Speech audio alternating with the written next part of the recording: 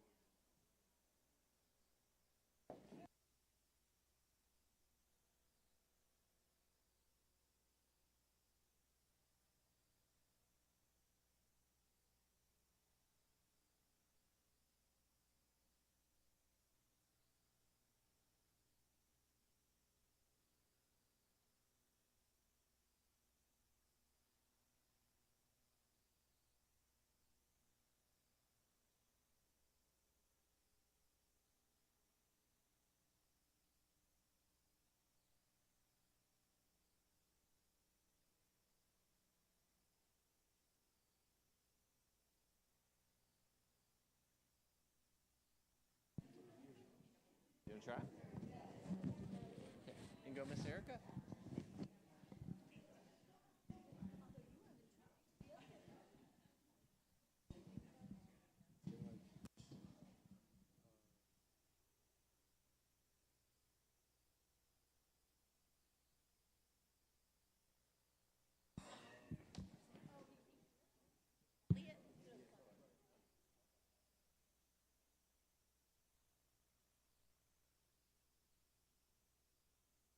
To get louder. Yeah. All right, we will get started. Does that sound as loud to y'all as it does to me, or does it sound good out there? It's all right? All right. Well, thank y'all for being in here. We're going to just share about our trip from, I guess it was 2 weeks ago, 3 weeks ago. We got back about 2 weeks ago. It was ago. It was ago, in the past, to Guadalajara. And just to give a little, I'll give kind of some background, a little bit of what the week looked like, and then I've just asked those of us who went to share a story from the time. We could share more than one story, but thought we'd start with a story, talk about that, and then hopefully we have some time. If y'all have any questions you want to ask, we can answer that. So, I don't know, we started partnering with Campus Outreach down there. It's been several years now. I don't know, 3, 4, 5 years, something like that. 21? Okay, so 5 years, and in 2023, we sent a team down there for a week, and then in 2024, we went down, so Pastor Bill and Sharon, me and Krista, and our kids went down, so it was 2 years ago, and we went during Campus Outreach's spring break, so they're on campus down there ministering to students. Their students go away aren't there during spring break, and so they have a staff retreat, and so they asked us to come down there 2 years ago. We got to be there, do some teaching, but a lot of just relational time with the team to care for them and talk about whatever. And so this time when we went, a couple weeks ago, that's what we did as well. So we got there on a Friday. We left on the next Friday. So from Friday really through Sunday evening, we're with the team. We all got to stay at Kike's house, which is a lot of fun and enjoyable just to wake up and have breakfast with him, enjoy time with his family. But just a lot of time with the staff team while we're there. And then Sunday, I got to preach, and Kike was supposed to translate for me, but he decided to get sick, so he did not translate for me. And Checo, one of the other guys on the team, got to translate, which was his first time translating. I mean, he's very good with both languages, but his first time actually translating. He did awesome. But it was just a day with the church in the morning. Well, nobody was confused, so, he polished up whatever I said in the sermon. So, but it's time with the church and then time with the team in the afternoon. And then Monday morning while we were there, we all loaded up. I don't know how many cars it was, probably 7 or 8 different vehicles between all the team. They had babysitters come, they had cooks come, all the kids from the staff team. There's 2 different sets of leaders from the church who came and their family. So a whole bunch of us all loaded up, drove about an hour to a mountain town by the lake there, and had a retreat there from Monday till Friday. And Pastor Bill and I both did some teaching while we were there. So the theme for that week was wisdom, and so we taught from the book of Proverbs. So we both taught some of that. And then their local pastor, Danielle, he was there at the end of the week, and he did some teaching. And then another campus outreach staff, Ken, also did some teaching. But the whole week was about wisdom. So we had, set sessions where we're actually teaching on that. And then there was just a lot of time that wasn't in session, so to speak, where there was a meal or free time, where some of that we were just kind of having fun, but a lot of it was sitting around and having conversations. And so that's, I think, for me, that was one of the biggest things from this week. We knew people more than we did 2 years ago when we met. And 2 years ago, the conversations were great, but this time I think they were even greater because there was such a relational base, and we were just able to have a lot of conversations with them. Last thing I'll say, and then we'll share some stories, is as we were teaching, some of us were American, some of the teachers were Mexican, and so whoever was translating just had to go back and forth, and we'd ask questions to people just kind of as we're gathered around, and you don't know if they're going to answer in English or Spanish, and so just the translator was just on the fly translating both ways, which was just kind of fun and neat to do that. Actually, one other thing is I really learned to enjoy, I can't even remember the name of the song now, but we sing it back at home. I don't know. We'll think of it while we're up here. There was a beautiful Spanish song yeah, Gracias Cristo. Yeah, and it was simple enough that I was like, I kind of know what we're saying. And I could use my phone to translate the rest of it. But I came back home, listened to it in English. I'm like, this is not nearly as good in English as it was in Spanish. So that's kind of a little bit of the big picture. We did some teaching, but also just a lot of shepherding relational connections. But I thought we'd share, and then Kike, we'll let you share last, and you can talk as much as you want, I guess. So Krista, Bill, either of you want to kick us off? Go ahead, Bill. I can start. Either way, doesn't matter. Okay. So I'll share a story about one of the staff couples. So in one of the teachings, I'm trying to think if it was, Monday night. So we got there Monday night. Monday and Tuesday, we're kind of laying the groundwork for what is wisdom from the book of Proverbs. And in my teaching Monday night, one of the things I had all the staff do they had little notebooks, was write down 10 areas of life where you need God's wisdom right now. And it could be the smallest of things, or it could be a really important, big, large thing, whatever. Just write down 10 areas of life where you need wisdom. And then we had people share, and so different people were sharing. And one of the staff ladies, she shared, and as she spoke, there were tears in her eyes about what she was sharing. And so it was a moment for me as I was leading that just kind of getting to see, okay, there's a lot more here. It's kind of the tip of the iceberg. There's a lot under this of what's going on in her mind, her heart, her life. And I just kind of took note of it and was like, I would love for me and Krista to be able to get some time with her and just chat.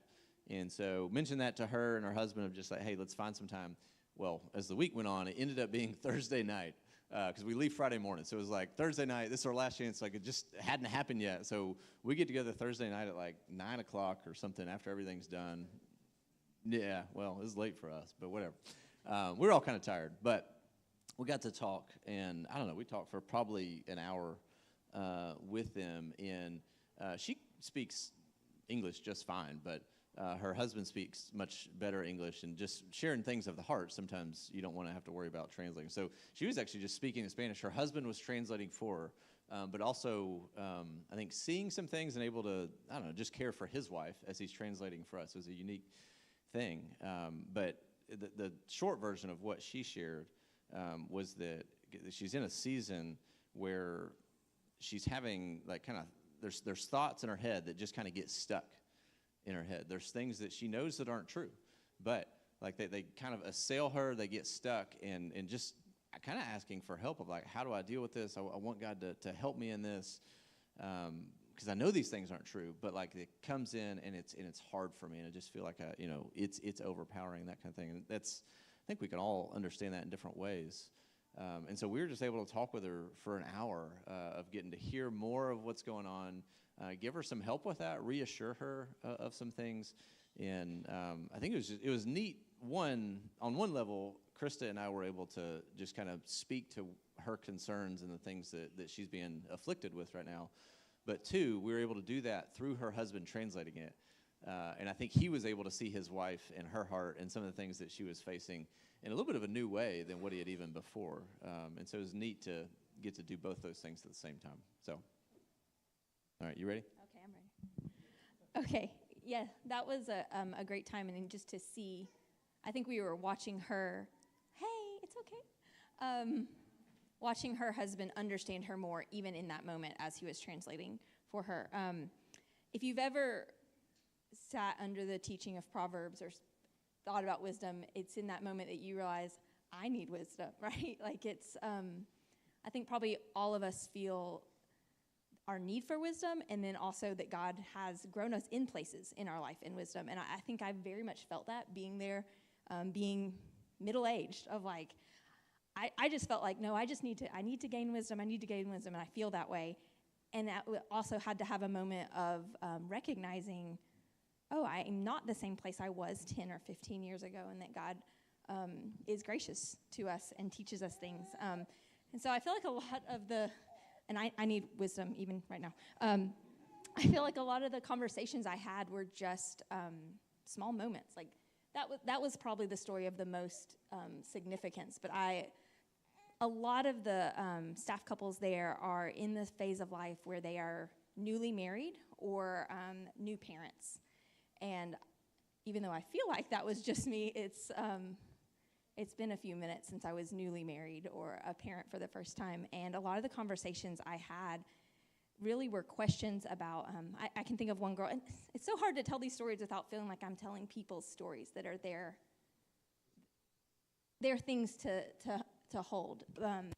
But I talked with one of the staff, and she just was talking about transitioning from having their first kid and then going to have another kid, and just even feelings of how do I communicate with my husband, of like, what does he want from me in these situations? And I'm thinking, this is what I think needs to get done on our time off from being on campus, but he doesn't think that's what needs to get done and just, I feel like I've walked through it enough times of I have these expectations in my head, but I wasn't communicating them with my husband, and creating unnecessary tension that if I would have just communicated, we could have moved forward in that. And I just was really able to walk through several situations with some of these women of, well, have you told your husband that that's how you feel? Have you talked about it? And is that even realistic? There was one thing, just, I didn't realize how much God has grown me over the last 15 years in learning to manage those practical things and how they have implications for our relationships. Like, we think that these things are just easy things to take care of, but I saw so much over the week how these simple, basic things that we take care of in our homes can become points of tension in marriage. And I feel like that was a lot of the conversations I had were just about how to parent or how to work through this conflict in your marriage. I had one mom telling me, like, my daughter just doesn't listen when I ask her to do this thing, and this daughter is very, very young. And I said, well, do you, if she doesn't come to you when you say her name, do you then go get her and bring her to you? And she said, well, no, I just ask her to come again. And I remember that even Sharon telling me before, like, well, we don't count to 3. We ask them to obey, and then we help them obey if they don't do it. And it was just a good time for me to recognize things that God has grown me in and that I can pass along to other people. So it's hard to share stories without being too specific. I'm sorry. Okay with that. I don't want to. I'll say one thing for Sharon first. She's sick this morning, so she's not able to be here. But I'll share one thing, hopefully representing her well, and then a story from me. Along with Krista, I think Sharon just really enjoyed all of those more personal conversations. And some of those took place with me and Sharon together with a couple, or sometimes just a male or female. There were a lot of one-on-ones. A lot of times, I think even the two of you got to talk with one or more of the ladies at a time. And that's what meant so much to Sharon. And as AJ observed, since we already had the relationship, conversations very quickly went much deeper, much more personal. and there wasn't any of the fluff or trying to figure out, can I trust this person or not? We just jumped right in. And so those times were especially encouraging for her. And I think one particular time when she was talking with a woman who doesn't speak any English, and there was one of the campus staff wives was translating, and part of what this other woman was saying is that she wanted a mentor but couldn't find one, and God just brought the idea to Sharon's mind to say, well, maybe you should be thinking more about being a mentor than finding a mentor. God, pray about that. Maybe God will lead you to a mentor, but what are you doing to mentor younger women? It was like it was a new thought for her, and turns out the very girl who was there translating for her was wanting to be mentored, and so now these two will be able to get together. So just neat to see how God worked that out. That was a real special moment for her. I think for me, there were several times that listening to teaching by other men that I respect always is so helpful, and so there were a lot of things for me to learn from all the talks. And there was a couple of times in particular where Pastor Danielle, who's the pastor of the local church where Kike and many of the other staff go, he's a wonderful, godly man. I really respect and appreciate him. We first met him 2 years ago, I believe, at that last time. I so much appreciate his deep and careful study of the Word and how well he communicates it. There's also a humility and a very evident love for people. And one of the things that he said really struck me. He was towards the end of one of his sessions, and he said, my wife and I, we like to practice hospitality. We like to have people over. And he said, every time we have anybody over, towards the end of the evening, before they leave, my wife will say to them, is there anything while you've been here that you've observed between me and my husband that causes you concern? Or anything you've seen in our family that causes you concern? And Pastor Danielle said, I hate it when she's asked that. But he said, so helpful that she does. And I don't want her to stop, because that opens up opportunities for us to have those deeper conversations with others. It makes us more aware of how we're living in front of them. It helps us to know if there are areas where we need to grow. He said it's a hugely helpful thing, but it's a frightening thing. It's scary. And as I've thought and prayed about that, I'm just try to be very, I want to be very transparent in this. I try to have those kind of conversations with all of you, my brothers and sisters in Christ. But I see areas where I can be even more intentional to welcome and to request for others to speak into my life if there are things they see that are concerning. I want that for me, and I want that for all of us, that it would be more and more a part of the culture of this congregation, our community groups, our discipleship groups, to be willing to say to others that we know and love in the Lord, do you see anything in me that causes concern? And to take those opportunities to help each other grow in the Lord, to really be iron sharpening iron. That's a great tool.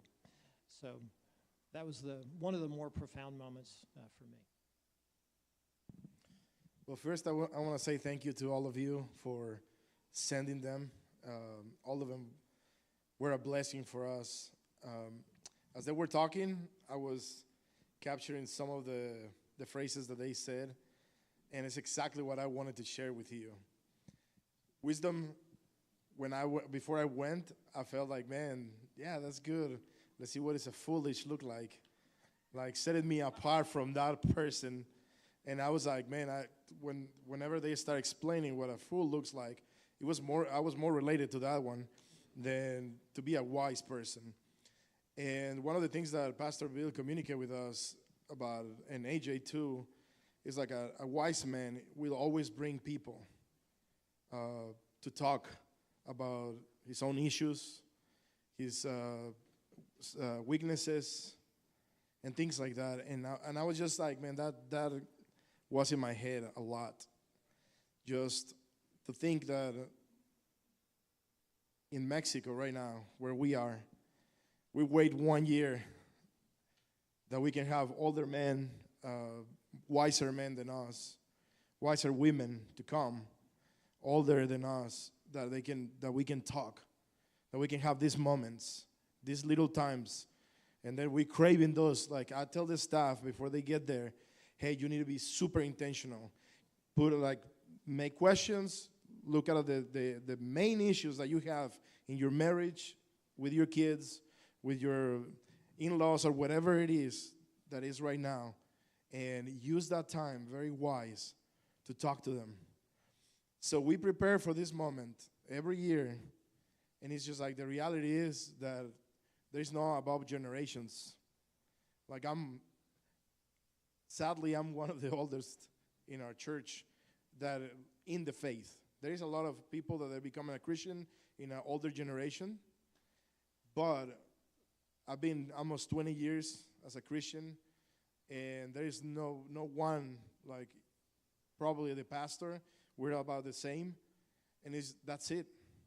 There is no another generation. When I come here, I enjoy to come on the Wednesdays that I can be with the older people, and I'm just listening to them. I'm just like, oh, what about this? And ask questions. I love that time. And you guys have it here. And I know that you guys can take so much advantage of this. Sit down with a pastor and a pastor wife every week and just ask a ton of questions and open your heart where you're not strong. And for me, that's what I took. The blessing of, okay, God, if you're going to give us once a year to have this, we'll take it. And we trust you that this is going to be enough for us. But you guys have it here every week. If you're struggling with marriage, this is hard.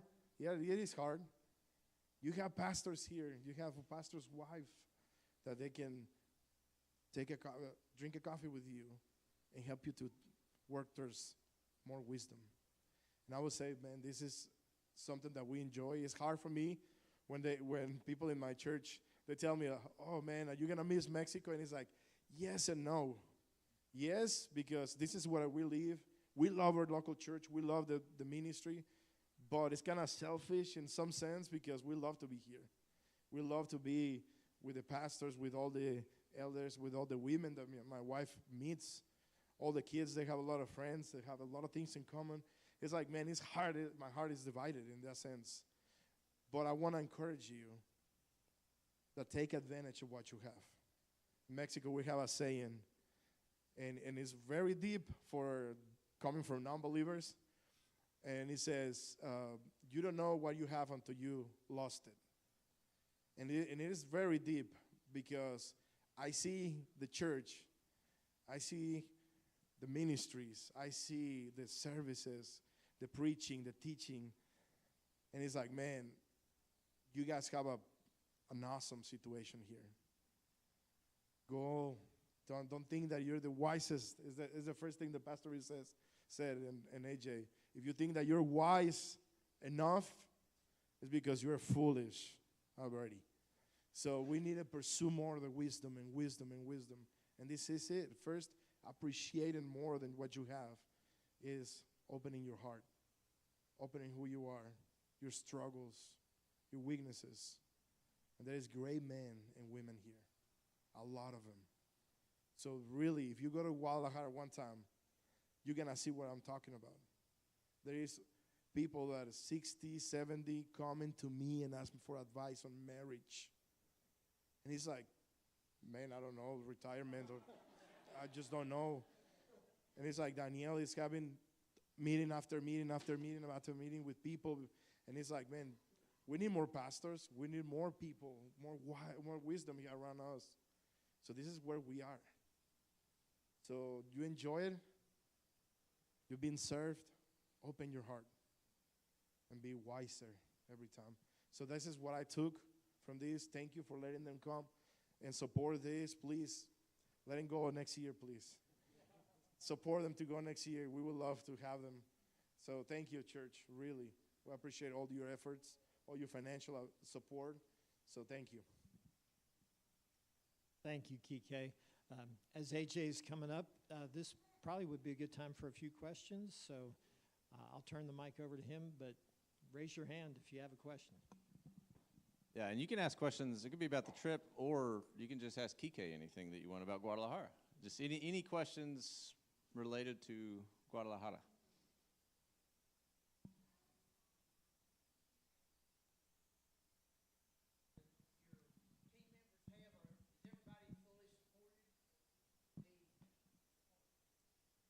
I'm still raising support, so I still lacking $1,500 a month to be fully supported. Yeah, and so you're up here until mid-July, right, working on that, right? And so to that point, yeah, if you're interested personally with supporting Kike, grab a meal with him and talk with him about that. Or one of the big ways that we can help with that too is by connecting Kike and then with other folks. And so if you've got folks around you that you can connect them with, that'd be a great help. And there'll be some others from their team who we will probably get to see this summer as well, who are working on support also.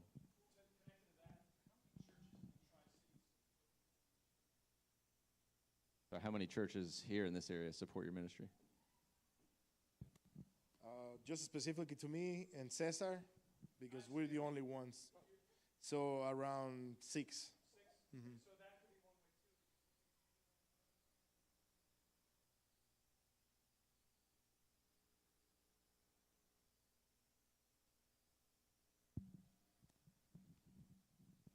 Chris?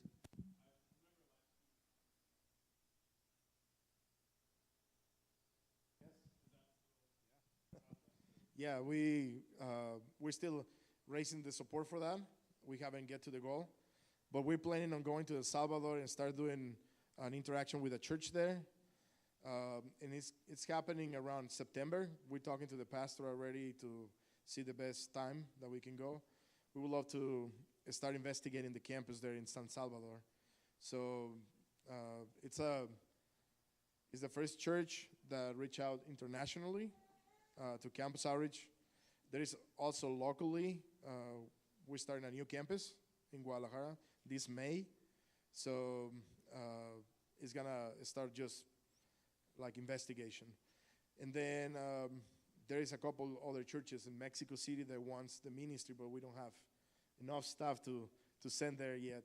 So pray for more labors, which there's gonna be around 3 to 5 in the next year and a half. They're trying to raise support and join into the ministry in the next year and a half. Yeah, so right now they're on the campus is called Eteso. They are in Guadalajara, so they've been there for how many years? 2014. Okay, so the last 12 years or so, and then starting at the new campus. And yeah, I remember talking with you, I guess, last year or the year before about, y'all wanting to go international from there. So one of the things that Campus Outreach does is every summer, Campus Outreach sends a team from the states, from Florida? Or from? Yeah, to us it's Florida. Okay. From Central Illinois. So from Illinois and Florida, there's a team of Campus Outreach staff and students who go down to Guadalajara to do some work there in the summer. And so they're also wanting to kind of do that themselves in El Salvador. So, Rippy?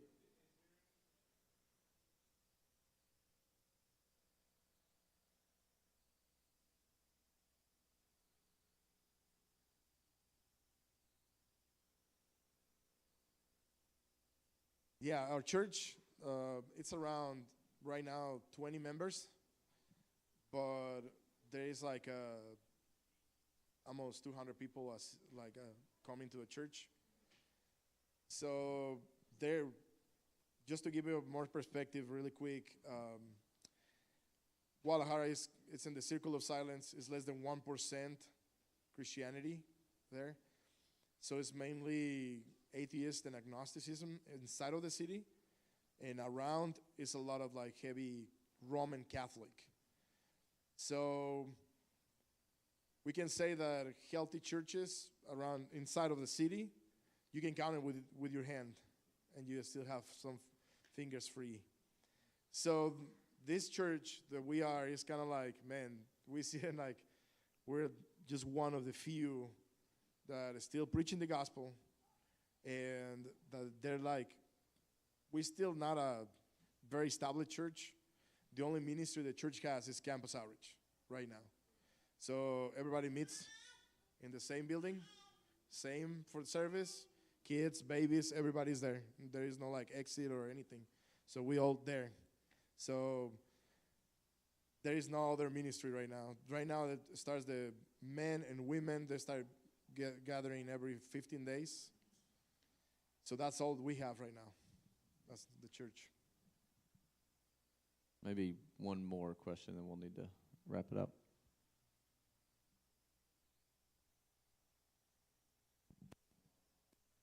So what's the biggest spiritual opposition in Guadalajara? Well, there is many. There is like the main point of reunion for Jehovah's Witnesses. Like in whole Latin America, they fly to Guadalajara to be there. So that's like the epicenter for the LGBTQ also. There is like the epicenter for the Mormonism in there. There is the epicenter for a cult called the Light of the World, La Luz del Mundo. It was born in Guadalajara, and it's terrible. So, and there is the biggest Roman Catholic temple. It's in Latin America. It's in Guadalajara. So there is a lot of, let's say, religions, but they just come from outside to this city. This city is kind of like center of old Mexico. They call it the belly button of Mexico. And it's like very easy to travel, close to all the stuff. So they travel here to Guadalajara, everybody. So the mainly thing is agnosticism and atheist. So when I go to the campus, I know that 99% of the students, they have never heard the gospel. And most of them, they're gonna be atheists or agnostics. So I debate a lot with them about creationism. So that's the major in our campus. Outside, it will be traditional Catholicism, but the guys in probably 20s, they won't say they're Catholic anymore. All right, so last thing, May 17th. We have it in the bulletin as May 10th, but we shifted it. So May 17th, Kike is going to lead our class in between the services. So come hear from Kike about sharing the gospel, sharing your testimony. I think it'll be really fun and helpful to get to hear that. And then, Pastor Bill, would you mind to close us in prayer? Sure.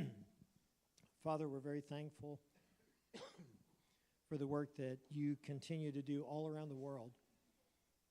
We're so thankful that you are merciful and gracious, that you seek the glory of your Son everywhere. We're thankful, Father, for the various missionaries that we're able to have a relationship with. We thank you especially for Kike and Brittany. We pray that you would help them as they seek to raise additional support. You've given them so many opportunities, Father, and we long to be a part of that, but we know that ultimately it's up to you. So would you provide for them exactly what they need, not just financially, but with specific people who can come and serve and become a part of campus outreach. So, Father, for all of those details, would you please work for the glory of your Son, and please help each of us to seek how we can be involved, how we can pray, how we can support. We ask all this in Jesus' name.